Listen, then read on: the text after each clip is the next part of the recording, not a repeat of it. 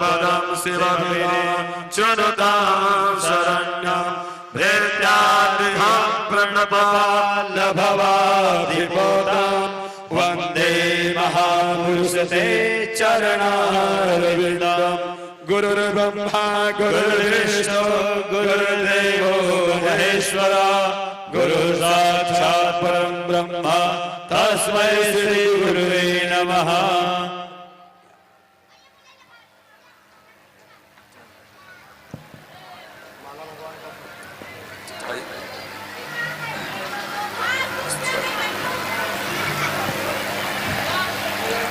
बोलिए यज्ञ नारायण भगवान की जय।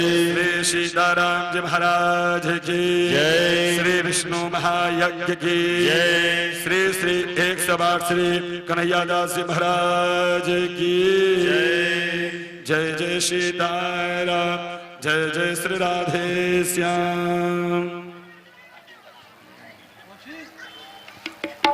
ओम इदगो हविः प्रजानन् अस्तु दशभिर्गो सर्वगण कुशवस्थाय आत्मा सानि प्रजा सानि पशु सानि लोकसान्य भय सानि अग्निः प्रजा बहुलाम्बे करोद्वन्नं वयोरेतो अस्मासु दत्त। आराध्यं समर्पयामि जलेन शीतलीकरणं देवाभिवन्दनं स्वयात्माभिवन्दनं अथ मंत्र पुष्पाञ्जलिः। ओम जगेन जगमय जन्तदेवास्तानि धर्माणि प्रथमान्यासन्नादेहनाकं महिमानः सजन्तर्पूर्वे सायाः सन्तिदेवाः नाना सुगन्धपुष्पाणि यथा कालो भवानि च पुष्पाञ्जलिर्मयागत गृहाणामीश्वर। मंत्र पुष्पांजलि समर्पयामि।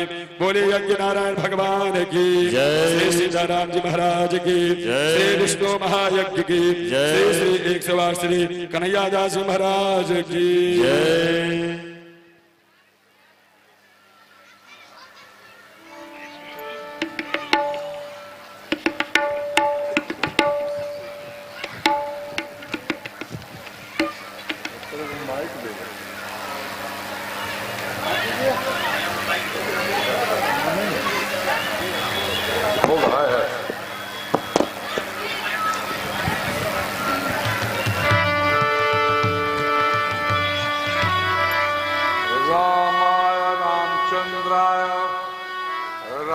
भद्राय वेदसे रघुनाथाय नाथाय सीताय पतये नमः। नीलाम्बुज श्यामल कोमलानम सीता समारोपित बाण भागम बाणो महाशा एक चारु चापम नमामि रामं रघुवंशनाथं। वन्दे विदेहतनया पदपुण्डरीकं कैशोरसौरभसमाहृतयोगिचित्तम् हन्तुं प्रतापमनिशं मुनिहंससेव्यम् सन्मानशाल परिपीत पराग पुण्यम। अतुलित वलधामं हेमशैलाभदेहं दनुजवन कृशानं ज्ञानिनामग्रगण्यं सकल गुण निधानं वानराणामधीशं रघुपति प्रिय भक्तं वातजातं नमामि। कर्पूर गौरम करुणावतारम संसार सारम भुजगेन्द्रहारम सदा वसंतम हृदयारविंदे भवं भवानी सहितं नमामि। गजाननं भूतगणाधिसेवितं कपितजम्बूफलचारुभक्षणं उमासुतं शोक विनाशकारकं नमामि विघ्नेश्वर पाद पंकजं। वंदौ श्री तुलसी चरण जिनकिन्हु जग काज, कल समुद्र बूढ़त लख्यु प्रगट्यु सप्त जहाज। सियावर रामचंद्र की। सीताराम जय सीताराम। सीताराम जय सीताराम। सीताराम जय सीताराम। सीताराम जय सीताराम। सीताराम जय सीताराम। सीताराम जय सीताराम। कमला विमला मिथिला धाम। कमला विमला मिथिला धाम। अवध सरयू सीताराम। अवध सरजू सीताराम। सीताराम जय सीताराम। सीताराम जय सीताराम। सीताराम जय सीताराम। सीताराम जय सीताराम। रमा मंगल भवनय मंगलहारी। राम हो राम। राम मंगल भवनय मंगलहारी। राम हो राम। मद्र बहु सुत दशरथ अजिर बिहारी। राम हो राम। राम द्रवहु सो दशरथ अजिर बिहारी। राम हो राम। राम राम कथा किरण समान। राम हो राम। राम राम कथा सस किरण समान। राम हो राम। राम संत चकोर करहि जेहि पाना। राम हो राम। राम संत चकोर करहि जेहि पाना। राम हो राम। राम जी यही कथहि समेत समेता। राम हो राम। राम जय कथय सने समेता। राम हो राम। राम कहि हहि सुनि हहि सचेता। राम हो राम। राम कहि आए सुने आए सबुझ सचेता। राम हो राम। राम ओहि हहि राम चरण अनुरागी। राम हो राम। राम होई बर भागी। राम हो राम। राम कलिमल रहित सुमंगल भागी। राम हो राम। राम कालीमल रहित सुमंगल भागी। राम हो राम। श्यावर रामचंद्र भगवान की जय। बजरंग बली की जय। सत्य सनातन धर्म की जय। श्री योध धाम की जय। सरजू महारानी की जय। रामलला भगवान की जय। राम जन्मभूमि की जय। अध्यात्म नगर मिर्जापुर ग्राम की जय। श्री विष्णु महायज्ञ की जय। यज्ञ पुरुष भगवान की जय। यज्ञ में दान देने वालों की, उनके समस्त परिवार की जय। सब संतों की, सब भक्तों की जय जय सीताराम।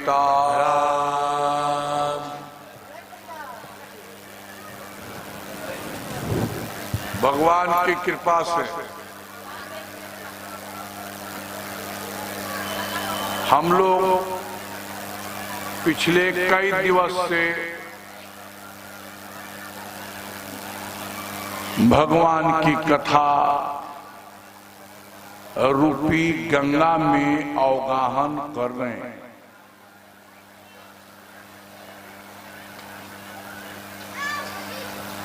महर्षि वाल्मीकि ने लिखा है, चरितम रघुनाथस्य शतकोटि प्रविस्तरम। भगवान राम का जो चरित्र है वो 100 करोड़ से भी अधिक पर विस्तर है, मान विस्तार किया। चरितम रघुनाथस्य शतकोटि प्रविस्तरम। एक व्यक्ति ने कहा कि महाराज 100 करोड़ से भी अगर यह अधिक है तो फिर कौन कहेगा, कौन सुनेगा। जीवन 100 वर्ष के है, अल्प अवधि करता में बहुत सोच है, कर्म तो बहुत है, कहाँ कहाँ कीजिए। कलयुग में मनुष्य की आयु 100 वर्ष निर्धारित है। तो कहाँ लिखा है? वेद में लिखा है, जीवे में सर्दा सता, पसे में सर्दा सता, प्रभुराम सर्दा सता, अदीना श्याम सर्दा सता, भूयस्य सर्दम सता। जय हो। 100 वर्ष जिए, 100 वर्ष चले, 100 वर्ष देखें, 100 वर्ष धनी होकर के जिए, और इसके आगे भी जीना हो तो उपरोक्त कथनानुसार हम जीवन यापन करें। ये हमारा वेद बताता है। विदेशी विद्वान हमारी आलोचना करते हैं कि भारतीय धर्म दर्शन निराशावादी है, केवल मरने की चर्चा करता है। मैं उन विद्वानों से कहता हूं कि आपने भारतीय संस्कृति को समझा ही नहीं। इससे अच्छा आशावादी कौन सा धर्म हो सकता? हम 100 वर्ष तक जीवित रहें, 100 वर्ष तक हमारे आंख के मोतियाबिंद के ऑपरेशन नहीं करना पड़े, 100 वर्ष तक बोलते रहे, गूंगा होकर न जिए, 100 वर्ष तक बहरा होकर के न जिए, 100 वर्ष तक लंगड़ा होकर के न जिए। इतना वेद की सोच है।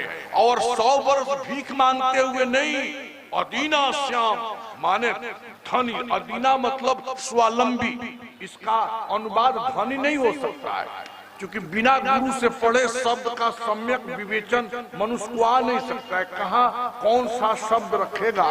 वेद सभी धर्मों का मूल है।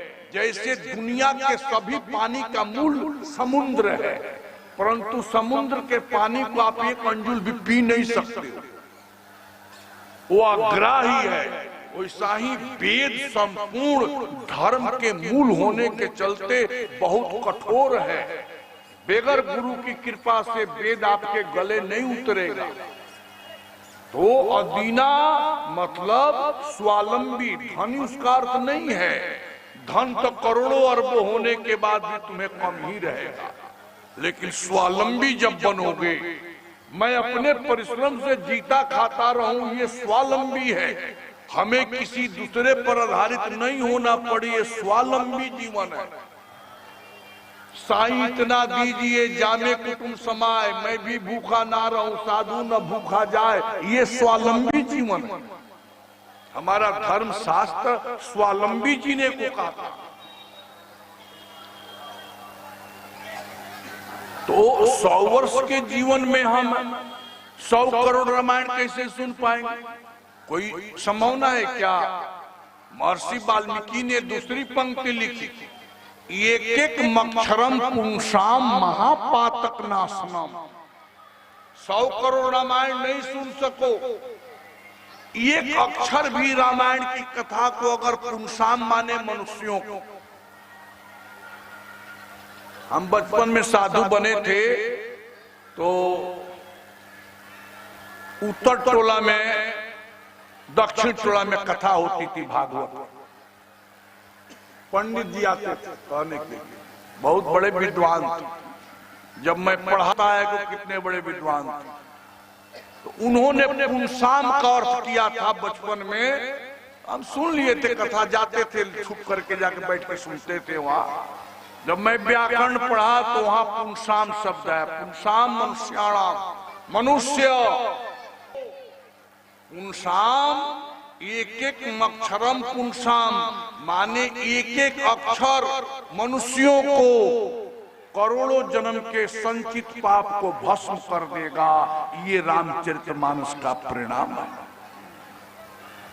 तूने कभी भी जोग तप न किया हो, तुम कभी भी तीर्थाटन न किए हो, करोड़ों को दान नहीं दिए हो, लेकिन एक बार भी भगवान की कथा से बैठ गया, अब तेरी आत्मा नरक में नहीं जाएगी। जमराज के हिम्मत नहीं है कि कथा सुनने के बाद, भागवत महापुराण में गोपियों ने कहा है रास पंचादेय में, तौ कथामृतम तप्त जीविनम कवि भीरीडितम कलमसापम। एक नहीं याद, तेरी कथा तप्त व्यक्ति के लिए शीतलता प्रदान करने वाली है। तप्त जीविनम कवि भीरीडितम, कवियों के लिए तो इष्टदेव है। श्रीमदाततम, कथा सुनने वाला कभी गरीब नहीं हो सकता है। लोग हमसे कहने आते बाबा गरीबी की कोई दवा बताओ, मैं सीधे बताता हूँ, क्या ढोंग धतूरा में पड़े हो, कथा सुन बैठ कर। घर में रामायण की पुस्तक रखो, भागवत की पुस्तक रखो, पढ़ो। अगर गरीबी न दूर हो जाए तो हमसे कहना। तौ कथामृतम तप्त जीविनम कवि भीरीडितम श्रीमसा कल्पवसापहम। कलमस माने पाप, आपहम माने खींचने वाली है। भगवान की कथा पाप को जला देती है। और श्रीमदाततम, श्रीमद माने लक्ष्मी, श्री माने लक्ष्मी, रुपया पैसा को कथा देने वाली है। लेकिन हम लोग 3 घंटा हॉल में जाके फिल्म देख लेंगे, 10 मिनट हनुमान चालीसा नहीं पढ़ सकते हैं। अब बताओ कौन सी औषधि हम करें कि तुम्हारे जीवन में सुधार हो जाए। 4 घंटा चाय की दुकान में जाकर के गप करके बिता सकते हैं। 15 मिनट इतना बड़ा मंदिर, 9.5 लाख रुपया का मंदिर मैं जयपुर से लाया था कि गांव अगल बगल सब लोग सुबह शाम पूजा करके अपने जीवन को सुधार करेंगे। हम कई दिन यहाँ पूजा करने के लिए आएंगे। हम अयोध्या संत समिति के अध्यक्ष, हमारे यहाँ कनक भवन के ठाकुर जी बैठे हैं, वहां नहीं जा पाता, यहाँ कब तक आऊंगा।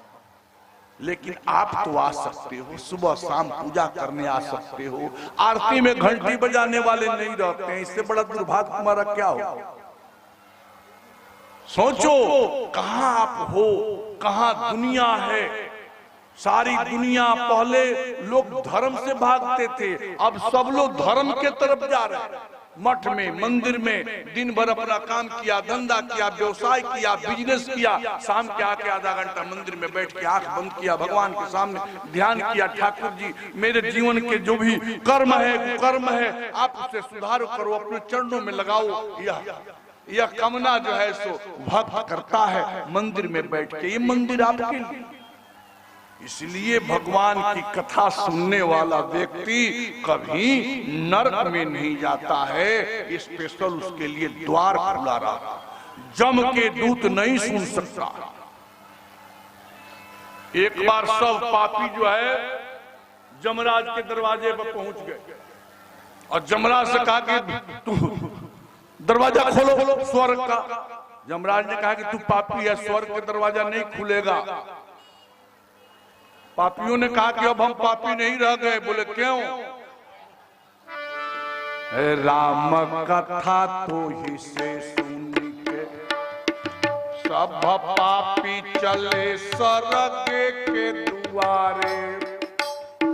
मूछ मिरोरल आंख गिरो, ठाड़ भय जम खोल केवारी।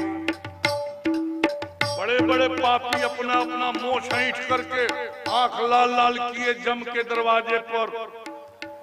खाड़ भय जम खोल केवारी। जम ने कहा कि तू पापी है, सजा दूंगा। कहा कि तू सजा दोगे? पापी कहे जम का करब हमहु के भय अधिकारी। पापियों ने कहा कि जमराज अब तुम हमारा क्या करोगे? यमराज ने कहा कि तू कौन सी संजीवनी बूटी का पा गया? पापी ने कहा मानस दे के गोसाई बाबा हमें, मानस दे के गोसाई बाबा हमें मंगल भवन अमंगल, हे मंगल भवन अमंगल हारी। पापियों के एकदम फैक्ट्री बंद कर दिया तुलसी बाबा ने। केवल रामायण पढ़ना सीखो, अपने अपने घर में रखो। अगर तुम नहीं खरीद सकते हो तो कहो अगले बार हम 1 लाख की पुस्तक ही ला करके बांट देते हैं। अगर तुम्हें पढ़ने के शौक हो हम रामायण की पुस्तक मंगवा दें। हमारी बात सब धर्माचार्य सुनते हैं। हम कहेंगे कि हमारे क्षेत्र में रामायण के अभाव है, लोग पढ़ना चाहते हैं सबके लिए। यहाँ त्रिपुरा में जब महायज्ञ होता था उसमें आते थे, इतनी सारी लड़कियां रोज 4 घंटा हमारे साथ रामायण पढ़ने के लिए बैठती थी। वो दिन मुझे याद है, मानस का पाठ होता था वहां। आज कहाँ समय है?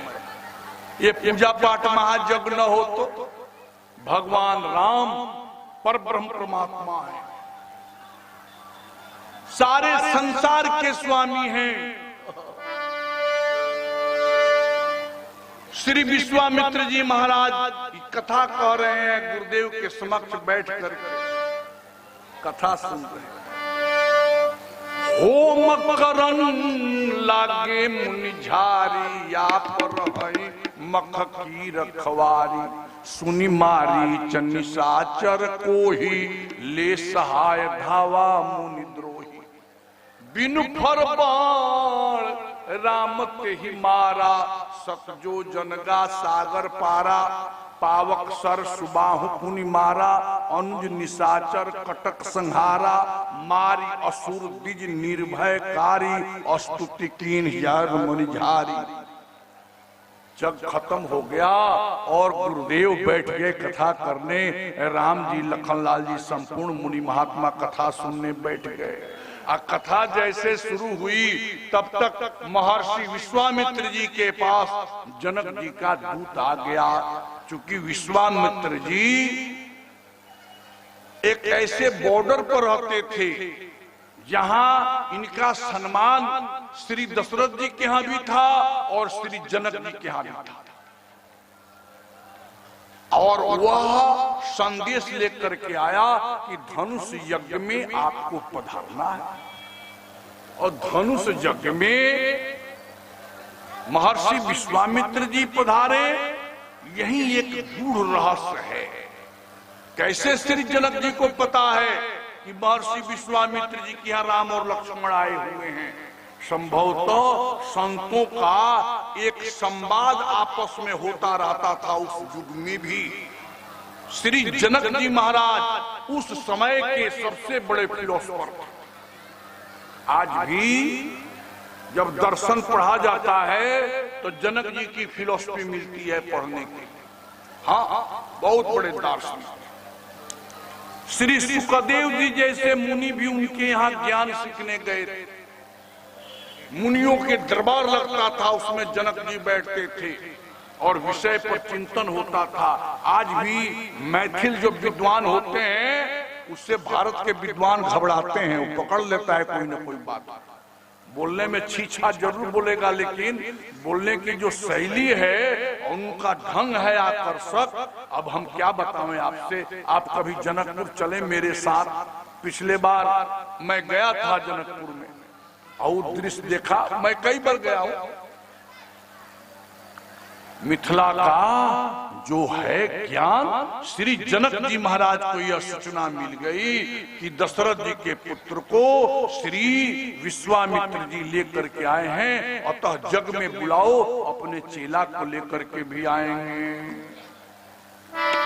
मुनि मखराखि प्रभु असुर संहारी, सुचित भइल मिथिला से पतिया सुचित भइल।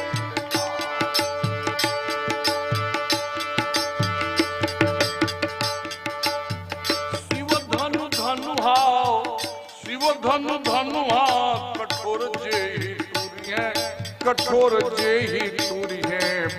विवाहे सीता नाम, उमें लिखल रहे बतिया विवाहे सीता नाम।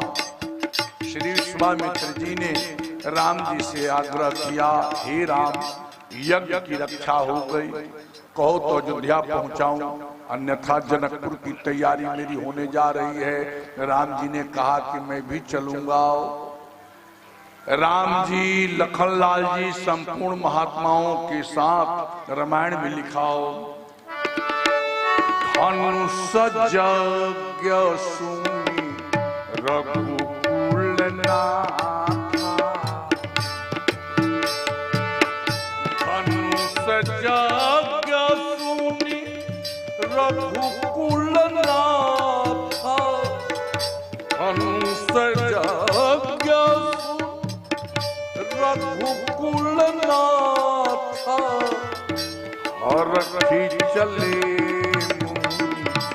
पर कर साथ, हरखी चले पर कर साथ। यहाँ गोस्वामी जी ने ज्योतिष शास्त्र का वर्णन किया। कहीं चलते समय शरीर में प्रसन्नता हो तो समझो कि कार्य की सिद्धि है, काम होगा। ताकि कहा हनुमान जी प्रसन्न होकर के सुंदर कांड में यात्रा किए थे लंका का, वहां भी भाष्यकार ने लिखा है कि प्रसन्नता का अर्थ है कि सीता जी के पता हनुमान जी लगाएंगे। यहाँ भी प्रसन्नता का तात्पर्य है कि धनुष राम जी ही तोड़ेंगे, ये प्रसन्न है। आश्रम दीख मगमाही, खग मृग जीव जंतु नाही। जैसे आप बक्सर से आगे बढ़ेंगे ना, एक गांव है, उसका नाम अहिरौली है, थोड़ी दूर पर है जस्ट। वही अहिल्या स्थान अपने बिहार प्रांत के लोगों का मानना है, लेकिन बिहार के पूर्वी और उत्तरी कोने पर रहने वाले अहिल्या स्थान अलग है। वहां मैं जाता हूं, वहां मेरा सम्मान होता है, बहुत बड़ी सभा होती है। वहां के लोगों की मान्यता है कि यहाँ है, लेकिन उसमें अर्थ यह है कि वहां गंगा नहीं है और यहाँ गंगा है। अहिल्या उद्धार के बाद ठाकुर जी ने गंगा स्नान किया। गुरुदेव से पूछा, गुरुदेव ये कौन सा आश्रम है कि न कोई पुजारी है, न कोई भंडारी है, न कोई कोठारी है, न कोई हिरण है, न कोई जीव जंतु है। जहाँ महात्मा का आश्रम होता है ना, वहाँ जीव जंतु जरूर निर्भय होकर के रहता है, क्योंकि महात्मा में हिंसक वृत्ति नहीं होती है। तो हिंसक वृत्ति नहीं होगी तो वहाँ जीव जंतु ज्यादा रहेगा, डरेगा नहीं। और जहाँ हिंसक लोग रहते हैं वहाँ जीव जंतु नहीं रहता है, डरता है कि मारेगा हमको। उसके अंदर ये बोध है, अपने खिलाफ को नैसर्गिक वैर जोनी कहा जाता है, नैसर्गिक शत्रुता कभी नहीं भूलती। इसलिए विश्वामित्र जी से राम जी ने पूछा कि गुरुदेव ये कौन सा आश्रम है जहाँ कोई जीव जंतु भी नहीं है। विश्वामित्र जी ने कहा कि राम बताऊं, एक कथा है। बोले क्या? यह अहिल्या स्थान है। अहिल्या परम सती स्त्री है, निर्दोष महिला है, परंतु इससे भूल हो गई और भूल का परिणाम हुआ कि आज तक पत्थर बन के पड़ी है। गौतम नारी श्राप बस उपल देह धरि धीर, चरण कमल रज चाहती कृपा करहु रघुवीर। हे रघुवीर, ये गौतम की नारी है। गौतम की नारी अहिल्या का निर्माण ब्रह्मा जी ने अपना संपूर्ण कौशल लगा करके किया, जितनी कला थी। इतनी सुंदर वो लड़की बन गई कि सभी देवता उसको देख के लुभा उठे। मुझे चाहिए अहिल्या, मुझे चाहिए अहिल्या, मुझे चाहिए अहिल्या। अहिल्या एक है, किसे दिया जाए किसे नहीं।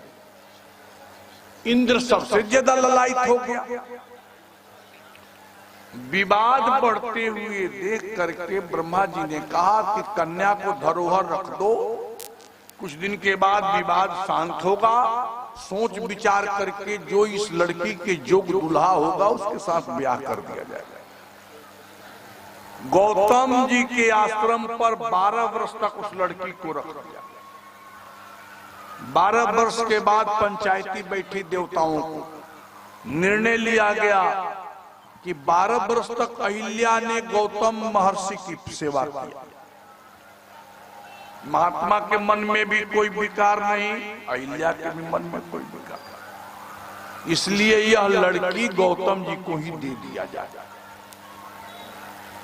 और बहुत पवित्र मन से गौतम जी की सेवा अहिल्या करने लगे। सभी देवता इस पंचायती से संतुष्ट हो गए, परंतु इंद्र चंचल था। ऐसे ही पहले 16 कन्याओं से ब्याह कर चुका है। उस स्त्रियों को कम बेस मानने के चलते उसे श्राप भी मिल चुका है। सबसे पहले दुनिया में टीबी की बीमारी चंद्रमा को ही हुई, आप नहीं जानते? हाँ, चंद्रमा टीबिया है।